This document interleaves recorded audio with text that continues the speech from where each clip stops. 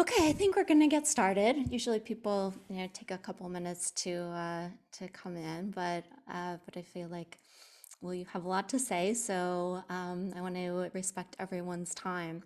So thank you for joining us today. This webinar, usually we have these webinars, and I've had a couple of the guests on here actually in our video chats or webinars on different substantive topics. But for this year, or I'm sorry, so yeah, this year, we're starting a new year.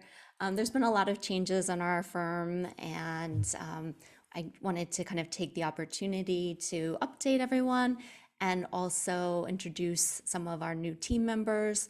And also, part of our work is working with other professionals. And so I thought this was also a good opportunity to introduce some other key professionals who we work with and talk to hear about what they do and how those things can overlap with estate planning and vice versa, and how it's really important to have a team in place when you are taking care of some of these things. And I know a lot of times clients come to me and I'll say, what kind of prompted this? Usually it's they had a child or something that sparked this. And when that happens, it's often we decided we want to get our ducks in a row. And so we want life insurance. We are looking for a financial advisor. Do you have an accountant? So they want to get all of these things lined up because they're in the process of getting things in order, feeling like, okay, now it's not just me, I have kids, and now I really need to put something in place and get my house in order to be able to make sure I'm protecting not just myself, but my family as well. So I thought it would be a good idea to kind of like bring all of these pieces together. And if you have any questions, please feel free. You can put them in the chat or raise your hand. We're certainly, it's going to be a pretty informal discussion. So you can feel free to ask a question along the way. And I would ask if anybody has any particular questions or any particular topics that they want addressed, if actually they just want to put that in the chat so that we know, and maybe as we're going through the presentation, that we can address those things so we know that you're interested in a particular topic. One of the first things I wanted to talk about was the change to our law firm name. We previously were the law office of Shannon McNulty, and we now are the Village Law Firm. So we did that change for a couple of reasons. One is that previously there was a law in place that you could only name your firm, your law firm, your own name. And so a lot of people don't realize, but that's why law firms have very uncreative names. It's not just that lawyers are not very creative, but that may be the case. So we thought, well, we would take the advantage, have something that's more creative, something that conveys more of a message. I also felt like now we're growing our team. I wanted our firm to reflect not just me, but the efforts of everyone on our team, because it's definitely a group effort when we are serving our clients and they do work with other team members. I just felt like the Village Law Firm had a lot of great connotations. When we work with clients, we really try to approach our work in a very kind of warm, friendly way, where you can be in New York City and sometimes you just feel anonymous, and with a lot of companies, but we really do like to get to know our clients and have a very personalized service to them. The other thing, of course, is the Village also ties into New York, and both Greenwich Village, but also kind of all of the great neighborhoods that make up this city. And really, I wanted something that would reflect our commitment and our ties to the city, because we really are a New York focused firm. So that being said, another thing that kind of is a development for us is we are putting in place. It's still in the process of launching, but in addition to our legal services, we're going to be offering kind of emergency support services. And as anybody who's worked with me knows, I'm a big believer in not just having legal documents as an estate plan, but having a very thought out plan, practical plan for what would happen if there was an emergency, if there was a crisis. Would the people who need to do something, would they know where your documents are? Would they have the right information about your assets, what your bank accounts you have? So we are that's going to be another part of our service, and keeping documents, keeping kind of being keepers of this information.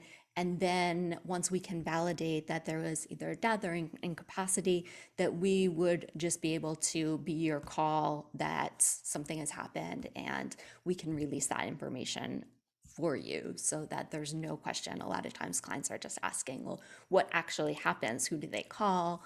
And now we do have this service where we basically they have one call, and we will be able to tell everybody, whoever is your emergency contact person, what they need to do specifically. So that's something that I want to share, and we'll be sharing more of that specifics on that offering as we get closer to our launch. But I also want to introduce some of our team members and also the other professionals who we work with, who kind of make up our extended village. So our village is not just us, but also a lot of the professionals that we work with. And also in keeping with kind of your estate plan is not just a set of legal documents. Your estate plan should also encompass your life insurance. It should be part of your financial planning as that you're doing as well. And also, once you're doing those things, getting those things in order, of course, everybody should have an accountant, a good accountant. And so we kind of wanted to bring these pieces together. And there's definitely other professionals, but these were, I think, some of the key people and some of the key roles that we really think are important to have, and having a team of professionals who can work together. And so we'll be talking about how we work with other professionals and what you should be looking for when you're working with somebody. So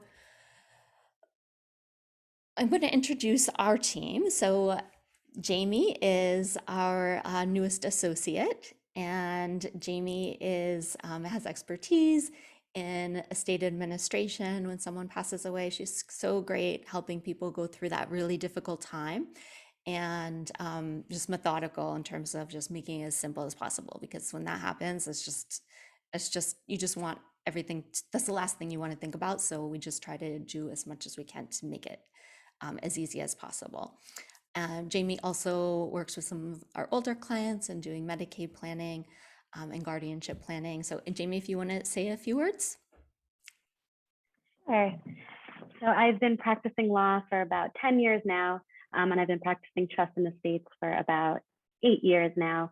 So I do estate planning, so I do drafting of trusts and wills, and I go through all the documents so the clients understand exactly what they're signing, and they understand that the plan that they've created. And I also do estate administration, like Shannon had mentioned. So I prepare and file the documents necessary to have our clients appointed as the executor or the administrator of the estate. And once appointed, I go through the entire process with our clients, holding their hands every step of the way, from collecting the assets to paying estate expenses and estate debts, and then ultimately to distributing the assets to the beneficiaries. So it can be overwhelming. So I do make sure to walk the clients through really every stage of the process. And I also do estate litigation as well. I have a litigation background, so hopefully, all of our administrations go smoothly. But if there is a will contest or if there is any sort of issue, I do litigation as well.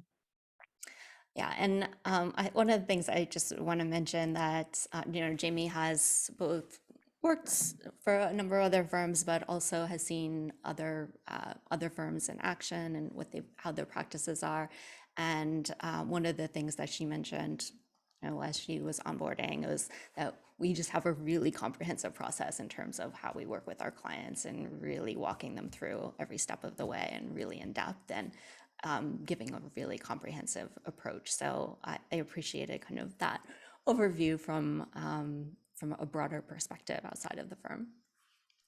And then another key player in our firm is Lynette, goes by Lee. And Lee is both my right-hand person, helps make the trains run, and also just helps clients with getting a lot of the items in place, just making sure operationally they have what they need, we have what we need. So if Lee, if you just want to say a few words, you've been working a lot with specific clients on getting their trusts funded, working with the banks, which is anybody who's tried to work with banks and trying to update beneficiaries and change titles to accounts, it can really be a nightmare. So Lee, if you just want to talk a little bit about your time with us and some of the things that you do for clients. Sure. So I'm the client matter specialist on the team, and I basically assist clients from that initial phone call into their first appointment with one of the attorneys, all the way through into putting their plan in that lockbox drawer and being done. It's every step from scheduling their appointments, making sure that we have all their information and their notes into the documents, helping the attorneys with the meetings and kind of getting to know the client and what they want in their documents, all the way through to updating their beneficiaries on everything, making sure that all the documents are put together in one place, that their emergency person knows where to access that, raising some of the outside questions that people don't really think about when they do estate planning, like, you know, how does your executor know where to find all of your accounts? What accounts do you have? Have you written a letter to your guardian? Those type of things. And we just get it all the way through to the finish line so that they can put it aside and not worry that they've left something unattended. Great. And then last but not least, Amanda Muciel is our paralegal. And Amanda helps with overseeing document executions, making sure that all of the I's are dotted and T's are crossed, which is so important when we are going through those piles of documents that we're signing. We try not to make it too big, but it just inevitably is a lot of documents. So Amanda, do you want to talk a little bit about your work? Sure. As Shannon mentioned, I am the paralegal for the firm. I am also a notary. I assist with the document drafting and preparation and also handle the document signings.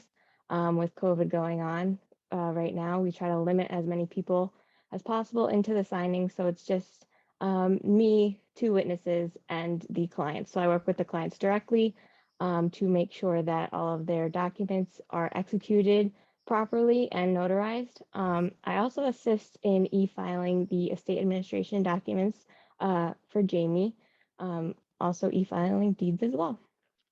Okay, great. Thank you. And before we move on, we have a question. So I'm going to ask, take Alexis. If you have a question, if you want to unmute yourself.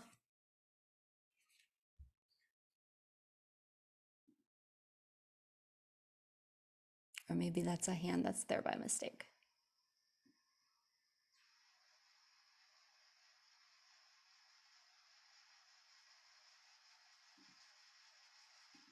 Okay, so Alexis, if you do have a question, we'll just come back to you. I'm not sure, that might be a hand raised that's by mistake.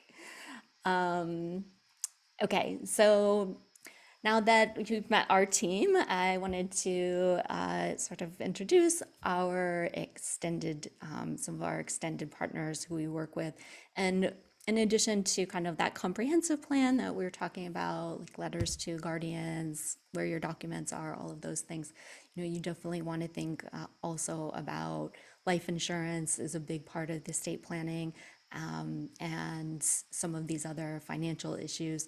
So why don't we start with Erin, because I think that's probably one of the questions I get most frequently, or advice that I give in terms of like looking at a client's financial statement and realizing like if something happened to them, then their family really wouldn't have anything. So I said, well, you can have the greatest documents, but if there's nothing to put in the trust or that goes through the will, then they're not going to be super helpful. So so Erin Ardleigh is the owner of Dynama Insurance. It's an independent brokerage firm that offers insurance from all of the strongest insurance companies.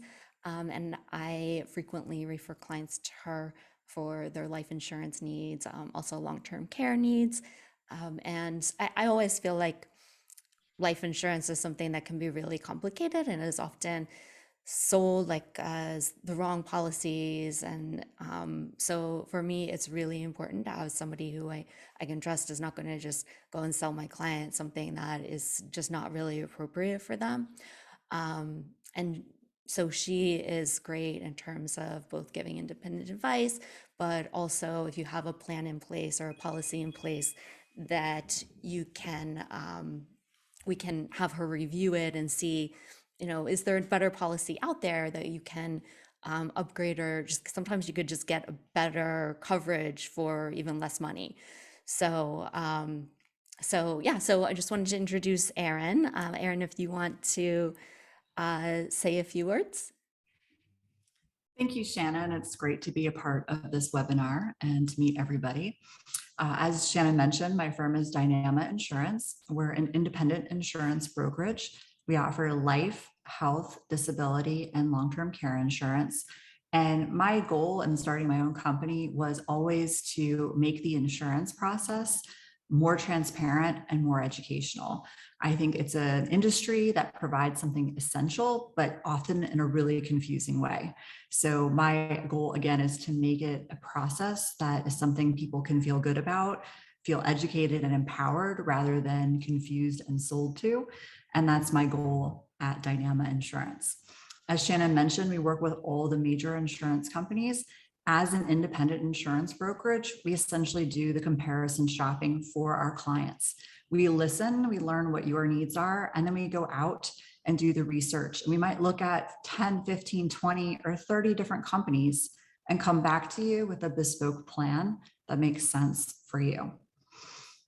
The way that we work with... just jump in here because a lot of times, people will ask me, well, can I just get life insurance online? And so if you just want to respond to that, because I know we've had specific clients, a lot of times like they'll have a particular health issue and Erin's able to just identify which company would be best for them given that particular issue, which you just don't get that kind of advice or information when you're just shopping on like e-insurance or whatever. Definitely. No, that's a good point to bring up. There's actually 3 ways you can buy insurance. You can go online, which is great for comparison shopping because you'll see which company has the lowest price, but you won't have any idea if you should really be going to the second or third best price company for a specific reason.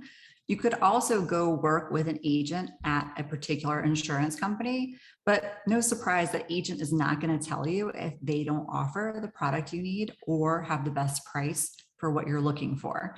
I compare that to, if you're shoe shopping and you only go into Nike, they're only going to show you Nike shoes, right? They're not going to tell you that there's a sale for a different kind of shoe down the street, which maybe you would want to look at. And then the third way to shop is by using an independent broker like Dynama, where the independent broker can go comparison shop and can also provide an education as to why one company might be worth spending a little bit more on. Where that comes up most often is if you have health issues. Some companies are going to be easier to work with than others. We've had clients that in the past were declined for insurance and told that they couldn't get anything. And we've actually been able to go and get them a good policy at a good price. And in the past, no one did that comparison shopping for them. They essentially just picked a company, tried it, and failed. And the client was left feeling like now they weren't good enough, they couldn't have insurance, which wasn't really the case.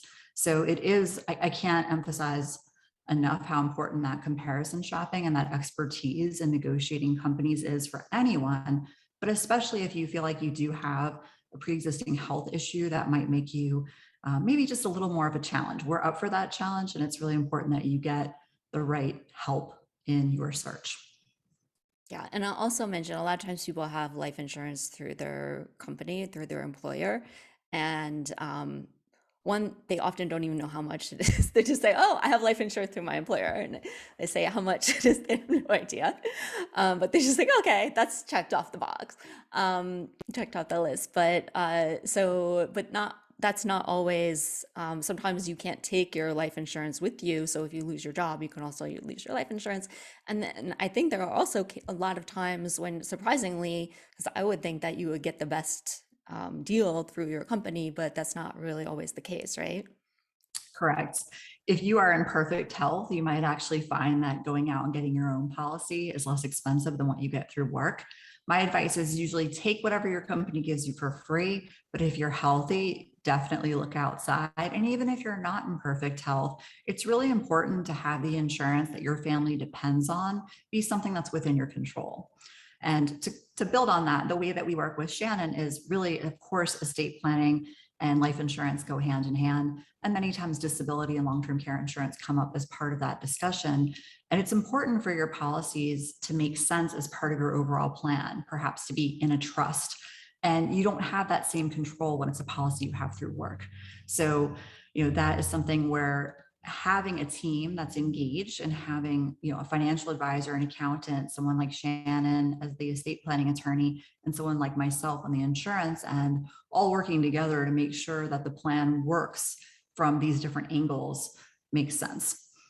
Yeah, absolutely. And that is another good point of, if you have life insurance, it is part of your taxable estate. A lot of people think that life insurance is not tax, they say it's tax free. It is income tax free. It is not estate tax free. So a lot of times that's something that people miss. And unfortunately, if you don't have a good life insurance agent, they won't tell you that either. So I've had so many people who've had big policies and they come to me and I'm like, how could this person have sold you a $5 million policy without telling you that it could be subject to estate tax and you should probably have it purchased in the name of a trust? So that's just, another reason why it's good to get really professional advice from somebody who's independent and whose advice you can trust. So thank you, Erin, for that. Yeah, I would just say a red flag is always if someone's in a rush. When you buy insurance, you might have this insurance for 20, 30, 50 years. You really should take the time to make sure that it's not only the right policy for you, but also that it's set up properly, because rushing really could kind of unravel the intention that you had. So I'm always happy to answer questions if you have questions about new insurance or do a review of existing insurance. And I would say the three pieces of advice that I always like to leave people with whenever you're either reviewing or purchasing insurance would be to make sure that you comparison shop, especially working with an independent broker. Look at multiple products, look at different companies, make sure you're doing your homework. Engage your team. If you don't have a team with the great, wealth advisor or great accountant, you're about to meet some, but this is a great time to create that team of experts like Shannon that can help you. And then also don't buy what you don't understand. Again, you're going to have this policy for a long time or this estate plan for a long time. Work with people who will answer your questions and make you feel confident about your plan. Great. Thank you, Erin. That's such great advice. So the next thing I want to talk about is financial planning and finding an advisor and working with an advisor who you can trust and who is going to give you comprehensive, honest advice. So a lot of times, I think one of the things that I would stress in terms of people are asking me for advice about financial advisors and choosing one, and there's not a lot of clarity as to what different advisors provide. So a lot of times they think it's financial advisor, it's like an investment advisor. So they are taking a specific amount of money and investing it for you, but not really with any plan as to what it's being invested for and managing the risk. And then also just looking at your overall planning to know how much do you want for retirement? Do you want to retire early? Should you be contributing to your kids' 529 plans? Should you be putting into an IRA or 401k? Can you set up your own employer plan if you have your own company? So many of these things where it's really hard these days to kind of like beat the market. Like if you're trying to beat the market, like it's kind of just it's a luck of the draw, it's kind of gambling. But because anybody right now can go and invest, they can go and buy stocks, they can go and buy bonds, they could go and buy a fund. So the differentiation, it's kind of my opinion, is sort of that overall advice in terms of looking at your life and your specific situation and seeing what works for you and for your family. So, I have two advisors here who are great and in that vein. And so I just wanted to introduce, we'll start with Sara. Sara Stanich. She has her own independent advisory firm and is formerly lived in Brooklyn, now has the good fortune of living in Montauk, has a couple of 3 kids, and works with a lot of young families and building wealth. Her company's name is Cultivating Wealth, and I think that's just such a great imagery or great message for really what she helps clients do and kind of building and cultivating, planting, so that you have what you need for the future. So, Sara, do you want to talk a little bit Sure. about what you do and how you help clients? Yeah. So I'm Sara Stanich. I'm a financial planner, founder of Cultivating Wealth. But it's not just me. We have a team. We have 5 women financial planners on our team. I'm out in Montauk. Liz is in New York City. We have someone in San Diego, Portland, and the Chicago area.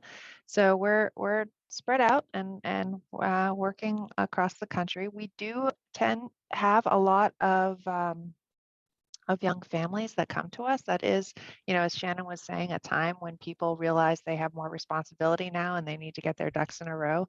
In fact, this time of year is particularly busy. I always say it's like financial planning season when, when New Year's resolutions or what have you come around, people schedule an introductions call with a financial planner. So we see a lot of that.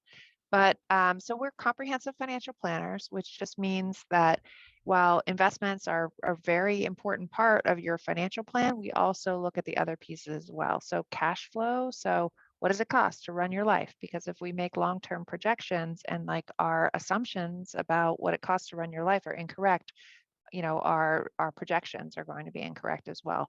Making sure you have the insurance coverage, making sure you're getting the most out of your company benefits, other goals like education planning or like an early retirement or starting a business. We definitely go pretty deep with our clients. Tax planning, and refer them to other professionals as needed, but it's definitely a comprehensive approach. And just the other thing I'll say is we did an exercise with our team recently and kind of um, um, divided our clients a little bit into a few different, kind of buckets. So one is financial pivoters. So it's kind of like, okay, we had a baby, we started a new job, or, we're getting a divorce. I'm also do a lot of divorce financial analysis. There's sort of like a life event that is like making someone realize that it's time to like reassess, my financial plan. And I will say with COVID, that there's definitely been a lot of that. A lot of people moving, real estate analysis is a big thing for us. There's just been a lot of people, reassessing like their life choices and their career. There's just been a lot of that in the last year, and we've been, working with clients pretty deeply on the sort of pivoters. We also have a contingency of clients who are just kind of like tired of traditional, like maybe they've been working with their broker at Morgan Stanley or UBS or something, and they're just not really getting the comprehensive approach, and they want like a more supportive environment, and that's a great great client for us as well. And then also I have a personal, love of working with what I call creative entrepreneurs. And we work with a lot of people, we're in New York City, and we work with a lot of people who are in like the arts and entertainment industries. And some of them are like very successful, but that financial planning piece is not really their thing, and they need someone to hold their hand and support them in that journey. So those are just some some sampling of the types of clients we love working with, and it's been a pleasure to be able to refer them to an estate planning team that we can trust, and to keep us in the loop and all of that as well. So that's us. Great. And I think that's a great example of sort of how a financial advisor can be really helpful, and specifically in times where like there's some disruption. And there was obviously so much disruption over the last 2 years. And one of the things that we did see was a lot of clients looking at where is it best for us to be located, right? Because we did have now a lot of people can work from home. It wasn't as important that they necessarily be in Manhattan or even in Brooklyn. And looking at the cost benefit of, okay, should we move out of the city? And what does that look like? What does that look like for our finances? Should we buy? Should we rent? All of those things that I think Sara was just great at helping clients. My personal experience as well. So. Yeah, exactly. There's that too. Yeah. She lived that. So those were, I think, just a great example of the types of questions that you should be able to, your financial advisor should be able to help you walk through and navigate. Okay, so we have another financial advisor here today too, Paul Dorr from Alliance Bernstein. And Paul comes at it from a little bit of a different background. So he's what, 20 years have you been with Bernstein? Yeah, quite some time. Yeah, 28 years at the firm now. Your age, sorry. Yeah. So yeah, but thank you. Yeah, Shannon, thank you so much for having me, and to everybody on the panel today. It's really a pleasure to be here among such a village, right?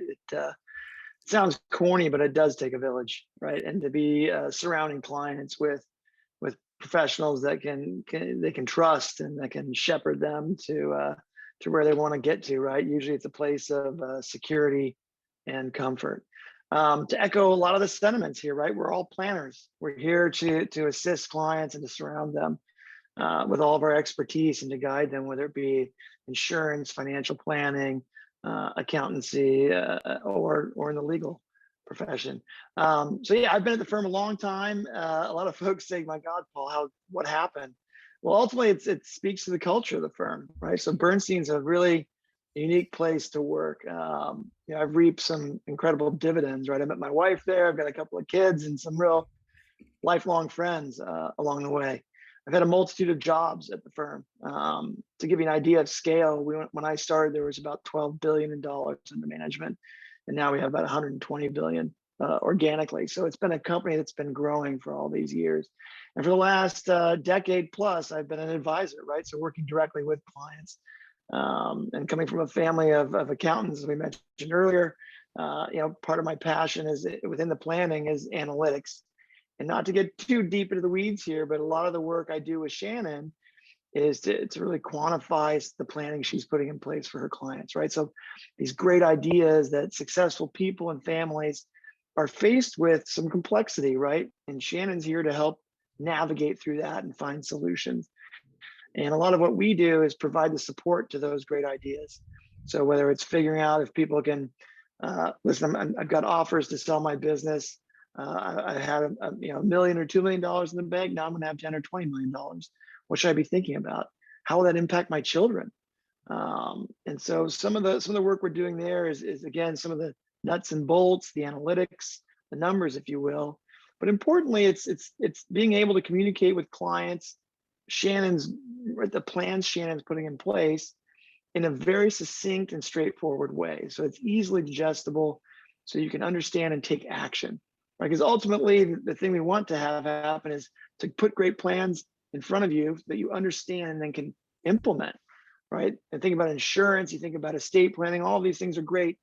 But if everything's not signed and the I's are not dotted and T's crossed doesn't really work well in the future. So we've got to make sure clients feel great, comfortable, and secure. And that's a big part of the planning portion. I'd say the second part that's unique is what I call family engagement. So now we've been working with a handful of clients in the last year specifically where they're transitioning either through direct liquidity events, so people selling businesses, parts of businesses, or transitioning businesses to the next generation, is how do you communicate things like values? So how do we sit down around a table and facilitate conversations within families to help all the members understand what the goals are for the future? You may have matriarchs and patriarchs that are passing on businesses to kids and grandkids, different generations. How do you ensure that success moves forward in the future? And so we've been really actively engaging, again, these successful families and people that have complexity. We can really help distill and communicate. So I think it's just the takeaway is really supporting Shannon and her team, putting analytics in place so that people can take action and feel comfortable and secure in the future. Great, Paul. Yeah, I wanted to just to jump on the back of that especially the advanced planning that we do, we're doing like grats or charitable remainder trust, charitable lead trust, things like that, which are really advanced estate tax strategies. They're things that we almost can't really do without really solid financial planning in place behind it, because we're helping clients make decisions as to gifting away. And so we really kind of have to look at that in the broader sense of, do they have enough money to support themselves? How much are they going to need to be able to make that gifting? And then running the analysis of what is that, is there going to be income thrown off of that plan, and how that fits in with their, from that strategy, say, how that fits in with their overall financial plan. So definitely if you're in a position where you're doing more advanced planning, having kind of like that team becomes even more important. Okay, so last but not least, one of the things that we definitely have a lot of questions often for an accountant, almost, unless you have a really simple tax situation, you should definitely be working with an accountant. And I have found that it's challenging to find really good accountants who are not at really big firms, or that are not really accessible to a lot of my clients. So John is a great accountant. He has a tremendous amount of experience. And just recently, actually, I emailed him with a question that one of my clients had. It's kind of an obscure question about paying a nanny who was like waiting for her social security number, and was like in sort of limbo with her immigration status. And he just was able to answer that very quickly. And that's another, I guess, benefit of working with a team of people, and working with somebody who has a lot of these connections in place, because if you do have a question that may not be something that's maybe your financial advisor can answer, they can just email me or jump on the phone with me and say, Shannon, what do you think about this? To kind of like help to round out their advice. And if they have like more extensive needs, then you have to make the referral. But a lot of times maybe it's just a quick question, and we can kind of reach out to our network to get some quick answers for you. And then also just being able to have somebody who you can trust. So if you're just picking somebody off the internet, then it's a lot riskier than if you are working with somebody and they recommend it, because not only you hope that they have good judgment in terms of who they're recommending, but also they have something riding on that. So if Sara doesn't do a good job with one of my clients, I'm not going to refer her anymore. So there's sort of some built in, and I never would expect that from Sara, just to be clear. But there is just sort of like a bit of a more riding on that, so you have a little bit just a better judgment in terms of, and a little bit more behind you in terms of expecting really good service from that professional. So last but not least, we'll hand it over to John, who always has something. Not only is John a great accountant, but he is one of the most flavorful characters in the accounting profession that I've come across, probably the most flavorful. Well, thank you. Thank you so much for that introduction. I'm, as what we call experiences can translate as to being old, or as someone tactfully said after meeting with me, it was so good meeting with you. You remind me of the dad that I never had. So over the last couple of days, I feel like I've aged tremendously, but what I do is sort of like the old-fashioned type of general practitioner in medicine. You go to see me, we have an interview, we talk about not only your immediate concern, but we ask additional questions of the person and their family. A new client will sit with me, and I always say the same thing. I have 50 pages of questions that I will ask you over a period of time. Family history, your health, your status, wealth, expectations, what are your plans are for today, tomorrow, and the future. And part of that process is to evaluate who they should be speaking to. I do not sell insurance. I do not sell a financial product. What I do is provide information, or more importantly, the questions that need to be asked. So I've worked for a number of years with Sanford Bernstein, where Paul is at. It's a tremendous firm. We use them extensively in their wealth management group. Questions come up. And while our firm has almost 95 employees in total, they provide a level of service and what I call tax management, where we have a client that's selling a business, or we have somebody who's going to have an inheritance. We will reach out to that group to evaluate, especially in the area of, Paul, you can jump in at any second, clients that are in the tech business that have stock options. And now they have to do an evaluation of when do you exercise them? What is the expectations? I'm not in the business of doing financial analysis of IBM or Microsoft or the rest, but that's what Bernstein does. Erin, I've worked with in the past, is in the insurance area. My questions are about as somebody once said, you sell insurance. I said, no, I ask the same questions first and then determine who or the person I need to point it to, such as, are you covered with disability, workman's compensation? You're four times more likely to become disabled than to die. I think, Erin, you can quote me on that one. And these are the questions that we come up. Do you have a will? I can't tell you the number of attorneys that have been referred to me that do not have wills. It's what is the shoemaker son goes shoeless. But we prepare taxes. We're not a commodity area. There's other firms that can just knock out the return. We're part of your life. We want to be there for. I have clients that are now in their third and fourth generation. It was funny because we had a client who was 102 and they had a great grandchild, and we had to file tax returns for both of them, 4 generations of family. So we're there to support. We have a tremendous knowledge base, and my job is to ask the right questions and then point you in the area to get those questions answered if they're outside of our areas of expertise. As I said, I've been doing this for quite a while. You can look me up. I disavow some of my television appearances on behalf of the New York State Society of CPAs and the AICPA, but that's what we do. And having the team approach is very, very important because we don't know all the answers, but our job is to know what questions to ask.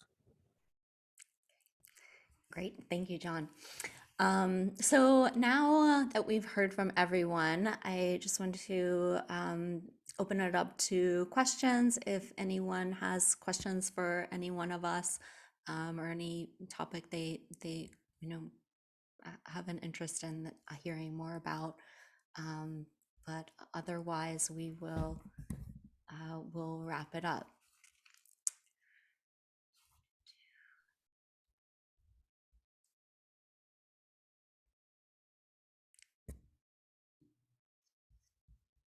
Okay, so I do have a question from someone asking, how do you know where to start?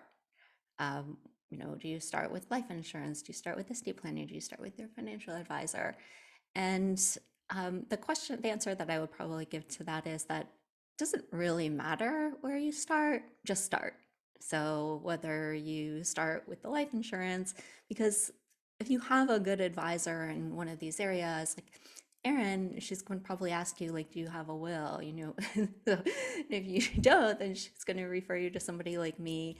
And if I'm working with you and I feel like, okay, maybe you need some advice on financial advising or something like that, then I probably, you know, I might say, oh, I know somebody who might be a good fit for you. And really, it depends on the particular person, the particular circumstance.